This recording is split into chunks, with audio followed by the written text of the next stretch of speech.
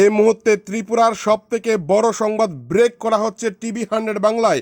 উদয়পুরের বুকে রাতের অন্ধকারে ত্রিপুরা সরকারের আরডি দপ্তরের গাড়ি চুরির ঘটনায় শোরগোল গোটা মহকুমা জুড়ে। রাতে রাধাকিশোরপুর থানার পুলিশি টহলদারি নিয়ে উঠছে প্রশ্ন। এবার আপনাদেরকে জানিয়ে রাখি, পুলিশের বিশ্বস্ত সূত্রের খবর, রবিবার বিকেলে গাড়ি উদ্ধার করা হয়েছে সিপাহীজলা জেলার সোনামুড়া থেকে। সম্পূর্ণভাবে গাড়ি উদ্ধারে রাধাকিশোরপুর থানার মান বাঁচিয়েছে মেলাগড় থানা।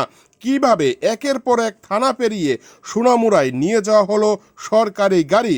পুলিশ সূত্রের খবর, এ চুরির ঘটনায় কাউকে গ্রেপ্তার করতে পারেনি পুলিশ। ডাবল শূন্য হাতে ফিরতে হয়েছে রাধাকিশোরপুর থানাকে। প্রশ্নচিহ্নের মুখে রাধাকিশোরপুর থানা। কারণে কিসের গাড়ি এটা? গতকাল আমাদের কাছে একটা ইনফরমেশন আসে যে উদয়পুর আরডি ডিপার্টমেন্টের এক্সিকিউটিভ ইঞ্জিনিয়ারের জন্য ডেজিগনেটেড একটা গাড়ি চুরি হয়েছে।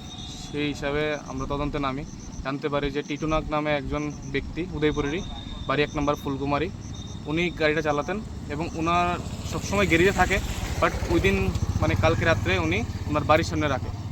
তারপরে উনি থানাতে এসে ইনফর্ম করে যে গাড়িটা চুরি হয়ে গেছে। সেই হিসাবে আমরা তদন্তে নামি এবং আমরা বিভিন্ন থানাতে ইনফর্ম করি। তারপর মেলাগড় থানার বড়বাবুর সক্রিয় প্রচেষ্টায় আমরা এই গাড়িটা সোনামুড়া ব্রিজ চৌমুনি এলাকা থেকে উদ্ধার করতে সক্ষম হই। কি মনে হয়, গাড়িটা কি চুরি হয়েছে না তার কোনো চক্রান্ত থাকছে? এর পেছনে কি নৈপথ্য আছে তা আমরা এখন ইনভেস্টিগেশনে বের করে আনবো।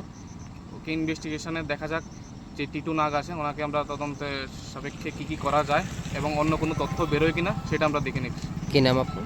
আমার নাম SI সৌরভ শাহ।